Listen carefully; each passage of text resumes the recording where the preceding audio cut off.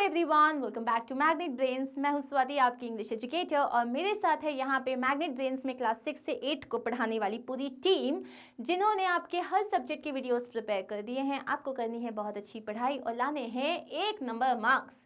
So, with this good and positive note, we are going to start with the 5th unit of our NCERT Honeycomb Class 7 book. अब इसमें जो है हमारी 5th unit की अब आज हम समरी और एमसीक्यूज देखने वाले हैं। The name of the chapter is quality. ये सारे चैप्टर्स हम ऑलरेडी कंप्लीट कर चुके हैं, जहां हमने इनका एक्सप्लेनेशन देखा है, question answers, grammar part, everything has been covered. अब क्योंकि हमारा जो एग्जाम पैटर्न है उसमें हमने एमसीक्यूज भी इन्वॉल्व कर लिए हैं, so we can not leave anything behind. So हम यहाँ पे एमसीक्यूज करा रहे हैं, लेकिन अब एमसीक्यूज के लिए इट इज़ वेरी इंपॉर्टेंट कि आप एक बार वो चैप्टर को रिवाइज कर लो। तो पहले समरी आएगी, फिर एमसीक्यूज आएंगे। So let us start. Quality is about two brothers who love the craft of making shoes. अब ये जो पूरा चैप्टर है quality, this is about two brothers, Gessler brothers, जिनको शूज बनाना बहुत अच्छा लगता था। बेसिकली उनकी क्राफ्टमैनशिप थी, वो लोग कनॉसियर्स थे, बहुत महारत हासिल थी उन्हें शूज बनाने में। The author knew them from his young days. अब ये जो पूरा जो चैप्टर नरेट किया है जो हमारे ऑथर ने, वो उन्हें बचपन से जानते थे। The shop did not have any grand display or advertisement, just simply a board with the name Gessler Brothers written on it. अब ये जो शॉप थी इन Gessler Brothers की, ये कोई फैंसी नहीं थी, कोई एडवर्टीजमेंट नहीं था, उसमें सिंपली एक बोर्ड लगा हुआ था जिसमें लिखा था Gessler Brothers. The shoes were made only on order and were a marvelous work of art. अब जो ये शूज बनाते थे, ऐसा नहीं था कि पहले से बना के, जैसे आप शू शॉप में जाते हो पहले से बन के रखे होते हैं and you go, you try and you wear and you come back, ऐसा नहीं होता था। ये लोग ऑन ऑर्डर ही बनाते थे और इनके जो शूज थे they used to be amazing. It was the younger brother he always talked to, and he would tell the writer his opinions about the modern shoemakers who gave priority to quantity over quality.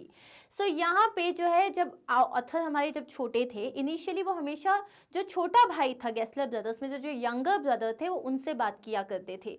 और वो कभी कभी discussion होता था जब वो बताते थे कि ये जो आज के जो शू मेकर्स हैं, उन लोगों को क्वालिटी से कोई मतलब नहीं है, वो सिर्फ क्वांटिटी के ऊपर जाते हैं, एडवर्टीजमेंट करते हैं, लेकिन वो लोग क्वालिटी को चेक नहीं करते। Advertisement and market tricks made better business, whereas quality and craftsmanship had to take a beating.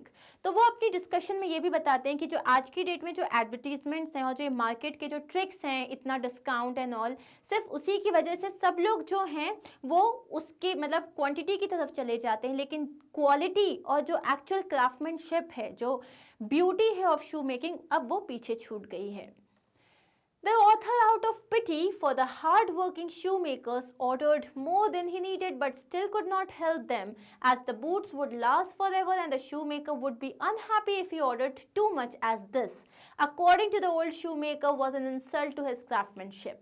अब जो ऑथर हैं वो इन शू मेकर्स की हेल्प करना चाहते थे, so out of pity, you know, because they were good, लेकिन उनको उतना बिजनेस मिलता नहीं था, तो वो उनकी मदद करना चाहते थे। तो उन्होंने काफ़ी सारे शूज़ ऑर्डर कर दिए, लेकिन उससे भी वो मदद नहीं कर पाए, क्योंकि वो एक रीजनेबल प्राइस में वो शूज़ को जो है बेचते थे। प्लस वो शूज़ जो थे वो कभी नहीं फटते थे, मतलब वो बहुत ही ज़्यादा, दे वर लॉन्ग लास्टिंग। और एक और भी चीज़ थी, वो बार बार जाके शूज़ नहीं खरीद सकते थे। क्यों? क्योंकि उससे उनको लगता था, जो शू मेकर्स थे, कि शायद हमारे शूज़ जो थे वो अच्छे नहीं चले, and they used to take it as an insult. Their business suffered so much that he had to let out a part of the shop. अब इनका जो बिजनेस था उसने इतना सफ़र किया कि उनको अपनी शॉप का एक पार्ट जो था वो किराए पे देना पड़ा। Once, when the author met him, he told him that his brother had expired as he could not bear the thought of losing his shop. अब एक बार क्या होता है, जब ऑथर मिलते हैं इनसे, तो जो गेस्लर ब्रदर्स से एक से जब मिलते हैं तो वो बोलते हैं उनके जो बड़े भाई हैं उनका देहांत हो गया, क्योंकि he was not able to cope with this thought कि यू नो उनकी जो दुकान है वो बिक जाएगी। The younger brother himself looked wan and tired. So उनका जो छोटा भाई था वो भी अब काफ़ी ज़्यादा थका हुआ और मतलब है ना एकदम वॉर्न आउट लग रहा था। At that time, the author ordered several pairs of boots. उस टाइम पे ऑथर ने काफ़ी सारे बूट्स के पेयर ऑर्डर करे। They were better than ever and after that he went abroad. उन्होंने काफ़ी सारे शूज़ ऑर्डर किए, उसके बाद वो फॉरेन कंट्री में चले गए थे, अब्रॉड चले गए थे। When he came back, he once again visited the shoemaker and was surprised to see how old he looked. तो जब वो वापस आए तो वापस वो जो है शू मेकर के पास गए थे, उन्होंने बहुत सरप्राइज थे वो देख के कि वो कितने ज़्यादा बूढ़े लग रहे थे. He gave an order for 4 pairs of shoes and it took much time to be delivered. उन्होंने 4 pair of shoes का ऑर्डर दिया और काफ़ी ज़्यादा टाइम लगा उन शूज़ को डिलीवर होने में. But when they came they were the best. लेकिन जब वो डिलीवर हुए तो वो एकदम बेहतरीन थे. One day, he went to thank the man but was disappointed and distressed to know that he was dead. एक बार वो खुद शॉप पे जाते हैं थैंक यू बोलने के लिए फॉर द शूज़, लेकिन वहाँ जाने के बाद उनको पता चलता है कि उसकी डेथ हो चुकी है और वो बहुत ज़्यादा परेशान हो जाते हैं. The young man who was in the shop told him how mister Gessler had died of starvation. अब वहाँ पे उनकी शॉप को जिसने टेक ओवर किया होता है, वहाँ जो ये यंग मैन होता है वो बताते हैं कि किस तरीके से जो मिस्टर गैस्लर थे वो जो है मतलब उनका बिजनेस बिल्कुल ही नहीं चल रहा था, तो वो स्टार्व हो गए. मतलब वो अपने शूज़ का काम कंप्लीट करने के लिए उन्होंने खाना भी नहीं खाया, उनके पास पैसे नहीं थे.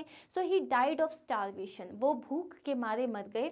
As he would keep on working even without eating. वो सिर्फ काम करते रहते थे, बिना खाए काम करते थे. उनके पास अगर थोड़ा बहुत भी पैसा आता था तो वो उसके मटेरियल के लिए यूज़ करते थे. But he did not eat any thing and he died out of starvation. Starvation मतलब भूख के मारे उनकी डेथ हो जाती है. यहाँ पे this was the summary. And now before we move to the MCQ, so we have to remember 2 things. तो यहाँ पे हमने बात करी है क्वालिटी, जो चैप्टर का नाम है.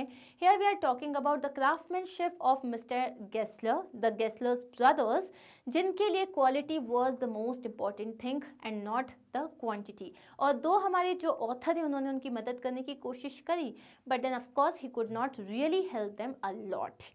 Now we are going to start with the MCQs. Question आप आंसर करोगे. I will tell you the answers later. So let's start.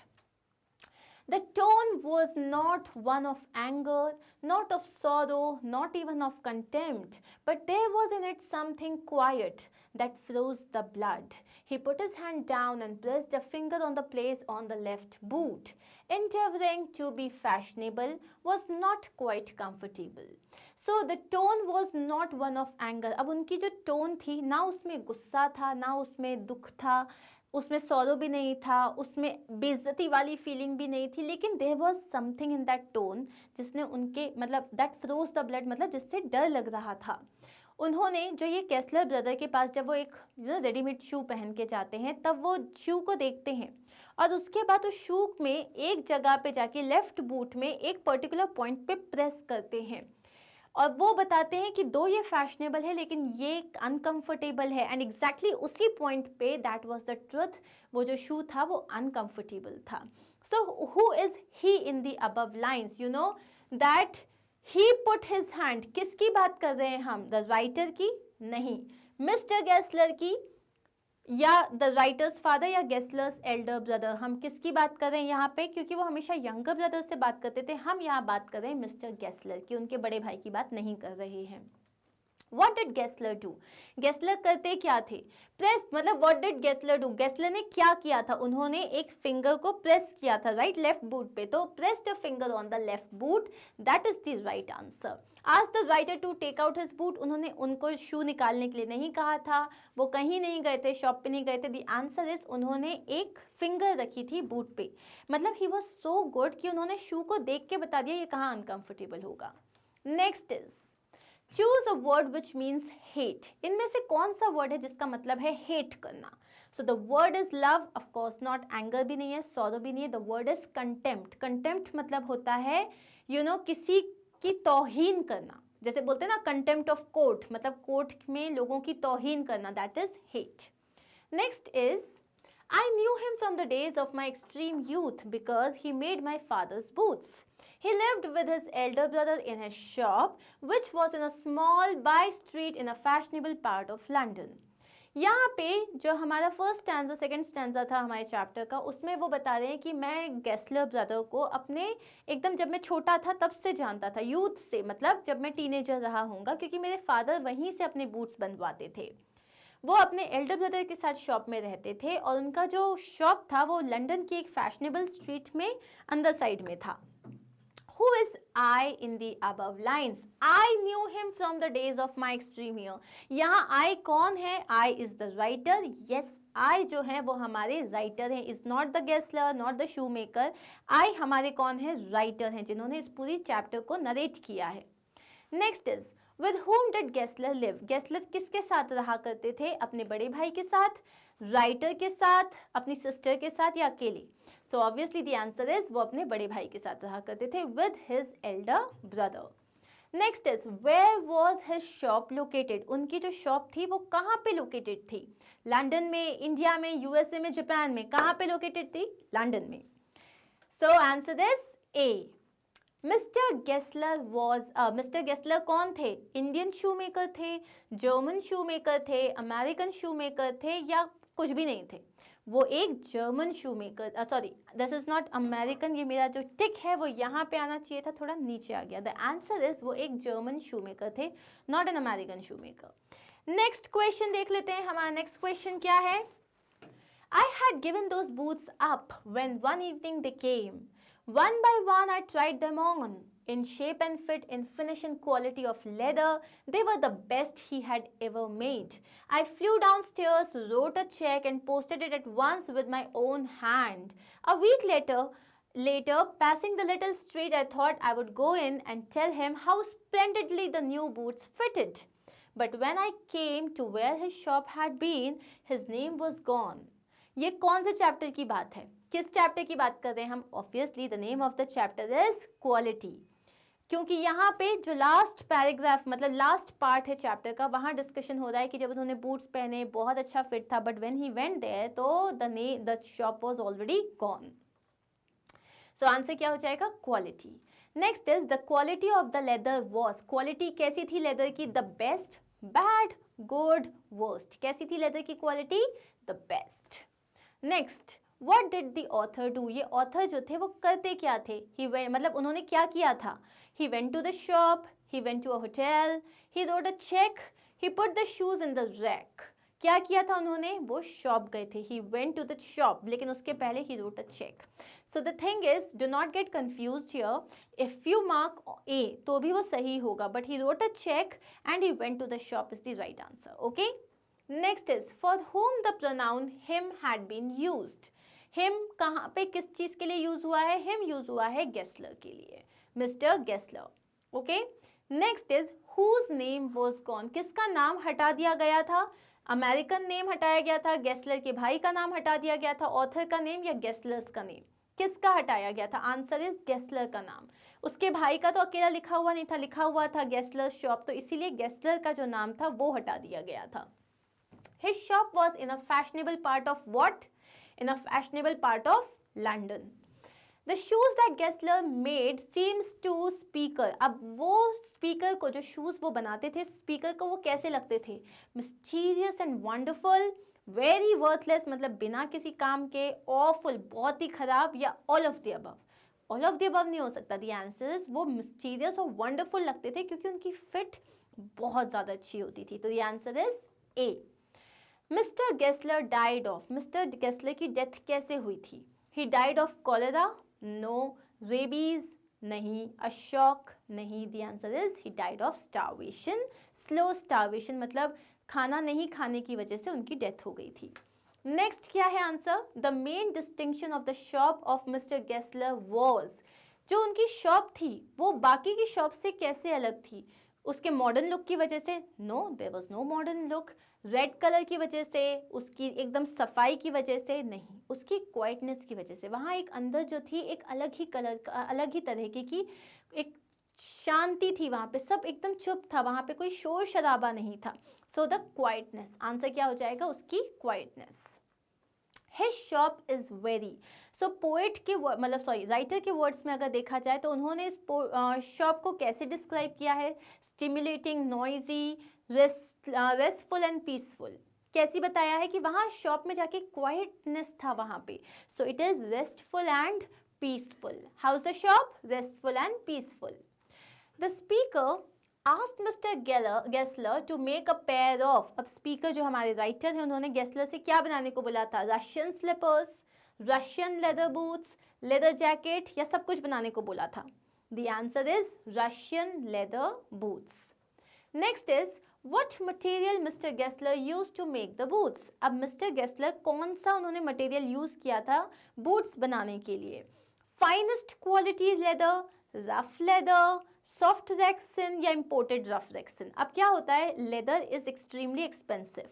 Leather जैसा ही दिखने वाला होता है रेक्सिन, जिसके शूज जब आप लेने जाओ तो वो काफ़ी चीप क्वालिटी में, चीप अमाउंट में आ जाते हैं. सो वो क्या यूज़ किया करते थे शूज़ को बनाने के लिए? वो यूज़ किया करते थे सबसे अच्छी क्वालिटी का leather, finest quality leather. Next is mister Gessler smiled while replying the question because. Mister Gessler जो थे उन्होंने स्माइल किया जब वो क्वेश्चन का रिप्लाई दे रहे थे. क्यों, ऐसा क्यों किया? Because he agreed with the speaker, he felt proud of his work, he was pleased that someone had praised him, या none of the above. क्यों उनके फेस पे स्माइल आई थी? Because he was proud of his work. वो अपने ही काम को लेके बहुत ज़्यादा अच्छा फील कर रहे थे. What was in his hands? उनके हाथ में क्या था जब मिस्टर गेस्लर आए थे? उनके हाथ में एक हैमर था, या एक चाय का कप था, या एक लेदर का पीस था, या कुछ भी नहीं था? द आंसर इज उनके हाथ में एक पीस ऑफ लेदर था. Answer is C. Next, the speaker suddenly notice in his red beard. तो जब वो लास्ट में मिलने जाते हैं, व्हेन ही नोटिस दैट वो बहुत ज़्यादा ओल्ड हो गए, तो उनकी रेड बियर्ड में उन्होंने क्या देखा था? 2 वाइट हेयर, थोड़े से grey hair, a lot of grey hair, या ऑल ऑफ द अबव? उन्होंने देखा था बहुत सारे ग्रे हेयर. आंसर क्या हो जाएगा? C. Next is what did the author place the order for? Author ने किस चीज़ के लिए ऑर्डर प्लेस किया था? ग्लव्स बनाने के लिए, सॉक्स के लिए, शूज़ के लिए? किसके लिए ऑर्डर दिया था? बहुत ही सिंपल आंसर है, boots. The answer is boots. Next is after going from abroad when the speaker came back to London after, मतलब when the speaker came back to London. Question है कि जब वो बाहर चले गए थे, तो जब वापस वो अपने देश आए, कितने सालों बाद आए थे? 10 साल, 20 साल, 15 साल? आंसर क्या है इसका? अगर आपने चैप्टर पढ़ा है तो आपको पता होगा. Answer is 15 years. The author was turned out to be. The author was turned out to be मतलब ऑथर, अब आपको पता है कि उनको वो मदद करना चाहते थे. वो जो थे शूज़ की, उन्होंने तारीफ भी बहुत करी. तो उससे क्या पता चलता है? वो एक काइंड पर्सन थे, या उनको दूसरों के इमोशन से कोई मतलब नहीं था, या उनको शॉप जाना पसंद ही नहीं था, या वो एक बहुत ही बिजी मैन थे? क्या पता चलता है हमें इससे? कि वो एक काइंड पर्सन थे. He was a kind person. He never advertised. For whom have these lines been said? He never advertised. कौन एडवर्टाइज नहीं करता था? किसकी बात कर रहे हैं यहाँ पे हमारे राइटर? गेस्लर की ओल्डर ब्रदर की, या गेस्लर की, शू मेकर की, या राइटर की?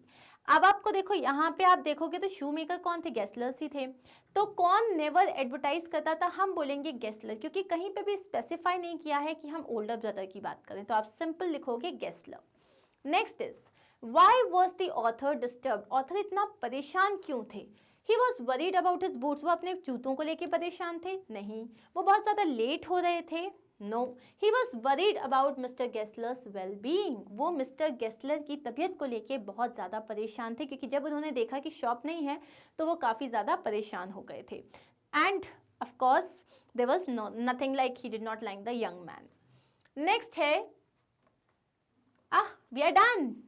Yay, we are done with this chapter as well. So अब आप क्या करोगे? पहले तो फटाक से लाइक, शेयर और सब्सक्राइब कर दो.